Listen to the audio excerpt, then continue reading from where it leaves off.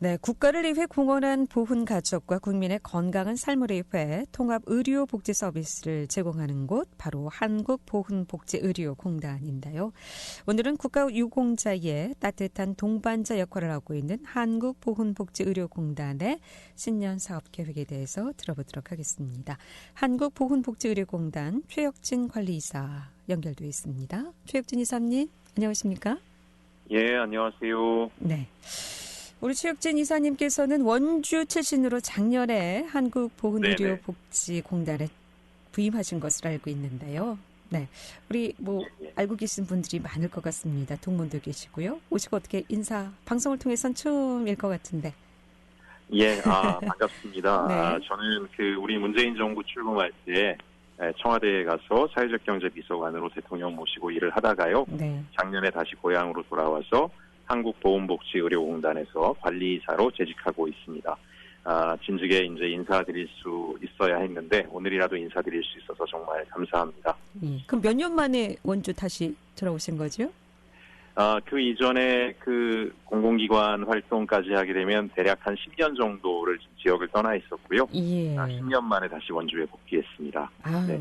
감회가 다르실 것 같습니다. 많이 변했죠, 원주가? 10년 만에. 예, 참 많이 변했습니다. 이렇게 이제 우리 기업 도시, 혁신 도시, 또 그 사이에 또 도시에도 신도시도 많이 생기고 조금 구도심이 요즘에 지금 가보니 좀 어려워서 안타깝긴 한데요. 네. 이런 문제들까지 잘 해결을 해서 균형 있는 도시 발전 모델을 이끌어 나간다라면 아주 살기 좋은 도시가 될 거라는 확신이 듭니다. 네. 동문, 지인 또 관계자 여러분들이 많이 좀 반가워하실 것 같습니다. 네. 예, 한국보훈복지의료공단 하면은 이제 국가를 위해서 헌신하고 희생한 국가유공자의 진료와 재활 또 복지 업무를 담당하는 기관 이렇게 알고 있는데 오늘 이 기회에 한국보훈복지의료공단 어떤 일을 하는 곳인지 좀 자세하게 소개를 좀 해주시는 것도 좋을 것 같습니다. 네.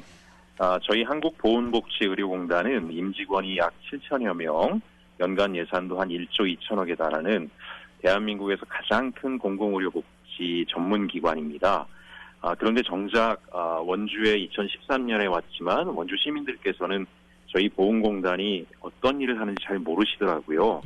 그 이유가 아무래도 보훈공단의 산하기관, 직접 서비스를 제공하는 의료시설이나 이런 것들이 전국의 광역시도를 중심으로 위치하고 있습니다. 그러다 보니까 이제 원주 지역 주민들한테 가까운 서비스를 해드리지 못한 것에 대해서 늘 송구하고요. 그렇지만 현재 이제 요양원이라든가 이런 것도 설립이 됐고요. 전국의 재활체육시설이나 이런 부분들을 어떻게 하면 또 우리 원주에도 링크할까 많은 고민을 하고 있으니까요. 앞으로는 이제 국가유공자 우리 200만 보훈가족뿐만이 아니라 우리 원주 시민들 또 많은 국민들에게 좋은 서비스를 제공할 수 있는 기회를 만들어 보고자 고민하고 또 노력하고 있습니다. 네. 다양한 사업을 하고 계시지만 그래도 이제 한국보훈복지의료공단 하면은 국가유공자와 보훈가족을 위한 사업 아니겠습니까? 네, 국가유공자 보훈가족을 위해 공단에서 실행하고 있는 사업 좀 이 기회 소개 좀 해주실까요? 예, 국가유공자는 우리가 보통 이제 독립유공자요. 네. 독립운동을 위해서 애쓰신 분들과 가족들, 그리고 전쟁에서 우리나라를 지켜내신 호국유공자분들, 그리고 민주주의 발전을 위해서 우리 4.19 혁명이라든가 5.18 민주화운동 등에서 국가의 민주적 발전을 위해서 애쓰신 분들, 민주유공자분들을 모시는 일을 우리가 보훈이라고 합니다. 저희 보훈공단에서는 국가유공자분들을 위해서 의료, 복지, 또 재가 서비스, 양로, 주거복지, 또 휴양과 교육, 재활체육까지 토탈 서비스를 제공하고 있습니다. 전국에 이제 6개 보훈병원을 통해서 의료 서비스를 제공하고 있고요. 그 외에도 이제 의족 등 같은 보장구를 생산하는 보장구센터, 그리고 국가대표급 선수들도 훈련이 가능한 재활체육센터 등을 운영하고 있고요. 네. 이런 걸 통해서 이제 전문적인 재활치료를 제공하고 있습니다. 그 외에도 이제 전국 각지에 한 7개의 보훈요양원이 있는데요. 최고 수준의 요양 서비스를 우리 보훈가족과 지역 주민까지 포괄해서 제공하고 있고요.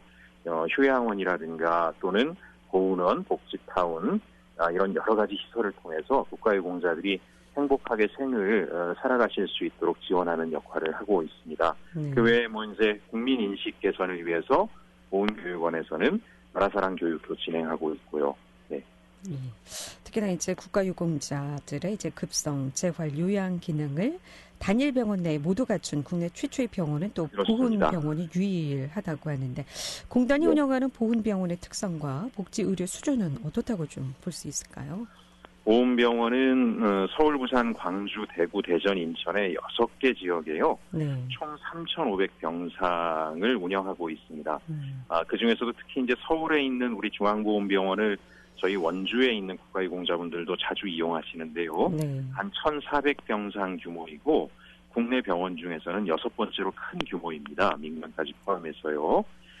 의료 수준도 상당히 높아서 관상동맥우회술 4년 연속 1등을 하고요. 1등급을 달성하고 또 첨단 의료 장비를 갖추고 있습니다. 4세대 로봇 수술 장비인 다빈치 XI도 도입하고 있고요. 스마트 진료가 가능한 시스템도 구축하고 있습니다. 이것은 아무래도 그 나라가 보훈 정책이나 국가유공자를 어떻게 모시는가가 그 나라의 국격을 이야기할 수 있기 때문에요. 네. 저희가 의료 수준을 높이는 데 상당히 많은 공을 들이고 있고 보훈요양원 같은 경우에는 전국에 7개 지역에 있는데요. 최첨단 시설을 갖추고 있어서 10년 연속 최우수 등급을 달성을 했습니다. 특히 이제 그 안전 부분에 있어서만큼은 타의 추종을 불허할 정도로 철저한 안전 기준을 지키고 있어서요. 국내는 물론 전 세계 각국에서 최근에는 우리 보훈요양원을 고령화 사회에 대비한 모델로 벤치마킹하고자 방문하고 있습니다. 그렇군요. 아마 이 코로나19를 겪으면서 우리나라가 얼마나 의료보험이 잘 돼 있는지 국민들이 아주 다시 한번 깨닫게 된 계기가 아니었나 또 싶고요. 네, 그렇습니다. 자, 그리고 이 한국보훈복지의료공단 7번째 직영요양원인 원주 보훈요양원이 지난해 문을 열기도 했죠. 예. 네, 원주 보훈요양원, 강원도 유일의 또 보훈복지시설이기도 한데 현재 어떻게 좀 운영이 잘 되고 있습니까? 네, 지금 그 대기자가 500명을 넘을 정도로 전국 각주에서 원주에 있는 보훈요양원 입소를 원하고 계신데요. 네. 거기에는 이유가 있습니다. 이제 기존의 6개 보훈요양원도 국내 최고 수준을 갖추고 있지만 특히 원주 보훈요양원 같은 경우에는 건립비만 1.5배가 들어갔습니다. 네. 그 이유는 그 휴머니티와 인권 개념을 철저하게 반영해서요. 예를 든다라면 치매 환자분들은 항상 낙상이나 이런 사고 위험이 있는데요. 그래서 보통 요양원에서는 거동을 일부 제한을 합니다. 하지만 이 원주 보훈요양원은 다른 관점으로 접근했습니다. 이분들이 마음 놓고 다니셔도 다치지 않게 시설을 만들었어요. 예. 인력도 충분히 투입하고요. 이제 그러다 보니까 이제 원주 보훈요양원에는 상당히 많은 분들이 입소를 원하고 계시고요. 현재 코로나 때문에 한꺼번에 입소를 못 하셔서 안타깝게도 하루에 3분씩 입소를 하고 있어요. 네. 그래서 200분이 다 입소하는데 3월이 가야 다 입소가 될 것 같고요.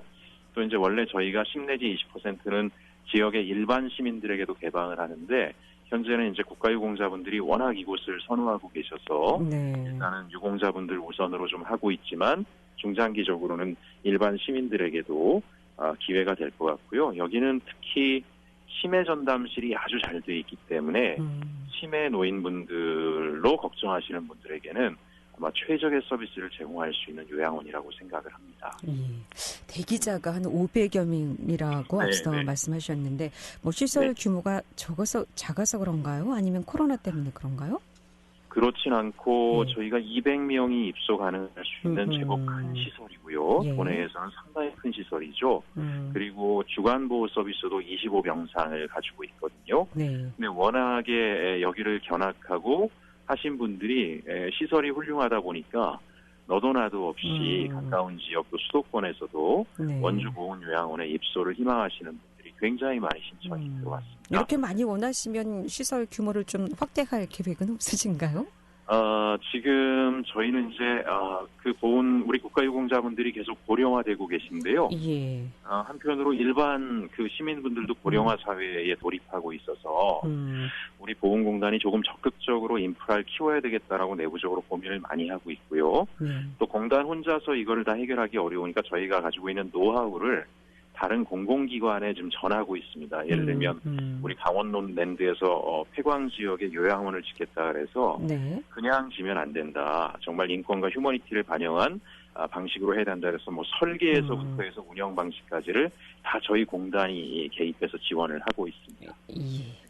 지금 뭐 말씀하셨습니다만은 이 공단은 국가유공자나 보훈가족들의 의료사업 이외에도 시민복지를 위해서 다양한 사업을 또 수행하고 있다고 하셨는데 그렇다면 예, 시민복지를 위한 사업으로는 어떤 사업을 좀 진행하고 계십니까? 예, 일단 말씀드린 것처럼 저희가 보유하고 있는 시설은 일반 시민들도 언제든지 이용 가능할 수 있고요. 그 중에서도 이제 복지 관점에서 또 저희의 노하우들을 지역과 나누고 있는데요. 네. 예를 들면 이제 그 지역 보건소하고 지역 보건소의 치매 안심센터 등과 연계해서요. 저희가 치매 조기 검진 그리고 지역사회 치매 환자를 조기 발견해서 관리하는 그런 서비스들을 같이 만들어가고 있고요. 또 뭐 예를 들면 세이브 더 칠드런 같은 비영리 조직들과 협력을 해서 우리 광주보건병원 같은 경우에서 아주 좋은 사례인데 네. 저소득 가정 아동들 특히 이제 발육이나 이런 데 많은 영양 문제로 어려움을 겪는 아이들이 있잖아요. 네. 그러면 1인당 최대 100만 원 한도까지 해서 종합 검진을 제공하는 서비스도 하고 있습니다. 그렇군요. 뭐 그 외에도 이제 특수학급 대상 아이들 같은 경우에는 병원 이용이나 건강검진에서 일반 병원에서 어려움이 많기 때문에 네. 저희가 공공병원으로서 특수학급을 이용하는 다양한 장애를 갖고 있는 아이들에 대한 검진과 진료 지원을 하고 있고요. 또 뭐 기초생활보급 수급 과정에 분들에 대해서도 최상의 서비스를 제공하는 그런 병원의 역할도 수행을 하고 있습니다. 그러니까 보훈요양원이 원주에 문을 열면서 시민들도 네. 아주 여러 가지 복지 혜택을 많이 받고 있는 상황인가요? 네. 네. 무엇보다 이제 일자리 혜택도 있는 거죠. 뭐 예. 직원의 90% 이상을 다 원주 시민으로 채용을 했습니다. 예. 네. 자, 그리고 이렇게 공공기관이 이전하면서 지역 인재 채용이라든가 사회공헌 활동 네네. 등 또 시민들 기대치도 좀 크다고 볼 수가 있겠는데 지역 네네. 상생 사업으로는 또 어떤 사업들을 하고 계신지요? 예, 지역 상생 사업에서 이제 1차적으로는 지역 인재 저희가 채용 목표제를 운영하고 있는데요. 예. 목표제를 훨씬 넘겨서 지역 주민들을 많이 채용하고 있습니다. 이유는 이제 저희가 목표 중에 하나가 지역을 위한 공공기관이 되자인데 그러려면 지역 주민이 또 직원이 많이 되면 자연스럽게 그런 역할이 강화되는 측면이 있거든요. 네. 그래서 뭐 지역 청년들과 취업 컨설팅 프로그램을 같이 하는 그런 네트워크도 하고 있고요. 그래서 적극적으로 저희 공단이 일자리 제공에 앞장서고 있고요. 그 외에 이제 요번에 저희가 그 소상공인진흥공단 또 중소기업부 상을 받았는데 네. 기업 상권 활성화, 전통시장 활성화를 위해서 다양한 역할들을 진행을 했어요. 그래서 아주 뭐 전국 공공기관들 전체 중에서 5%에게만 주어지는 우수상을 받았습니다. 그 외에 이제 저희가 중요하게 목표로 하는 게 있습니다. 단순히 일회적인 지원이 중요한 게 아니라 지역과 공공기관이 함께 성장해야 되잖아요. 네. 그래서 이제 지금 저희가 추진하는 것 중에 하나가 원주가 이제 그림책 도시라고 하는데요. 네. 그림책 작가들과 저희 공단 40주년 기념으로 보훈 그림책 작업을 시작하고자 준비하고 있습니다. 네. 그러면 저희는 이제 아이들을 위한 좋은 그림책을 얻게 되는 저희도 성과가 있지만 네. 지역의 그림책 작가들은 또 그림책 일을 통해서 공공과 협력해서 기회를 얻을 수 있는 강점이 있잖아요. 네. 그래서 저희는 단순히 일회적 지원보다는 구체적인 사업을 지역에 있는 기관들과 또 시민들과 함께함으로써 지속 가능하고 오래가는 협력, 관계가 만들어지는 그런 상생 모델을 많이 만들어보고 고민하고 있습니다. 네. 말씀 듣고 보니까 지난 한 해 한국보건복지의료공단이 보인 성과가 참 무궁무진한데요. 이 공공보건의료 시행 결과 평가 최우수 기관, 또 장기요양기관 평가 10년 연속 최우수 등급 달성, 또 3년 연속 감사원 감사 A 등급 등 많은 성과를 보였는데 이렇게 한국복지의료공단이 다양한 성과를 이룰 수 있었던 이유는 뭘까요? 예, 말씀 주신 것처럼 저희가 대한민국 일자리 우수 사례로도 선정이 되고 뭐 보건복지부 장관 표창이나 여러 가지 우수한 성과들을 많이 만들어냈는데요. 저도 이제 이런 성과를 만들어낸 이유가 뭘까 하다 보니까 저희 공단 직원들은 국가유공자를 모시는 일을 주로 하잖아요. 네. 그러니까 기본적으로 어쨌든 시민들이나 국민들에 대해서 어떤 서비스를 해야 한다라는 그런 기본적인 소양이 돼 있습니다. 소명의식도 있고. 그래서 비슷한 일을 하더라도 훨씬 더 국민들이 느끼실 때 살갑게 와닿을 수 있는 그런 서비스들을 만들어내는 것들이 이런 효과를 가져오는 것 같고요. 그리고 그렇게 함께 시민 중심으로 또 이용자 중심으로 하다 보니까 저희 7개 대규모 요양기관들을 운영하고 있는데도 저희는 코로나로 인한 어려움이 한 건도 발생하지 않았습니다. 네. 그것은 아마 철저한 직원들의 안전관리와 독거유공자 및 시민을 보호해야 되겠다라는 하는 기초적인 소명의식이 바탕에 있기 때문이 아닌가 그렇게 생각을 합니다. 예. 자, 뭐 시간이 되면 참 많은 얘기, 사업 들어볼 얘기도 네. 많은 것 같은데, 자, 끝으로 한국복지의료공단 올해 네. 운영 사업 계획에 좀 소개해 주실 만한 사업이 있다면 듣고 마무리하도록 하겠습니다. 예, 일단은 저희가 다른 무엇보다도 이번에 코로나를 겪으면서요. 네. 제일 중요하게 생각하는 것 중에 하나는 민간 부문들이 이런 엄청난 일을 겪으면서 많이 고통을 받으셨는데요. 공공기관이 좀 선도적으로 나서서 의료복지 분야의 안전, 또 요양원 운영을 보다 안전하게 하는 다양한 노하우를 지역사회의 다양한 민간기관과 나누는 작업들을 이제부터 해야 되겠다. 어떻게 하면 이런 위험에 대처하고 협력할지, 그것이 현재 굉장히 중요한 과제로 보고 있고요. 또 하나는 비대면 사회가 이렇게 종종 발생하게 되잖아요. 네. 그래서 첨단 ICT 기술 등을 좀 통합해가지고 저희가 대면 비대면에서도 전혀 환자나 이용자의 불이익이 없는 서비스 체계들을 만드는 것에 대해서 고민하고 있습니다. 특히 국가유공자들을 모시다 보니까 저희가 다른 기관들보다 좋은 서비스들을 운영을 하면서 만족도를 높여왔는데, 이 서비스를 보다 많은 국민들과 일반 시민들에게 확대하자라고 하는 목표도 가지고 있습니다. 자, 코로나19로 인해서 오늘은 비대면으로 이렇게 방송을 했지만 다음에 한국보건복지의료공단의 여러 가지 사업들, 굵직굵직한 사업들, 또 시민들께 소개할 사업들이 많을 것 같은데요. 그때는 꼭 모시고 많은 얘기 더 나눌 수 있길 기대해 보겠습니다. 시간 내주셔서 감사합니다. 고맙습니다. 네, 감사합니다. 잘 들었습니다. 네, 지금까지 한국보건복지의료공단 최혁진 관리이사였습니다.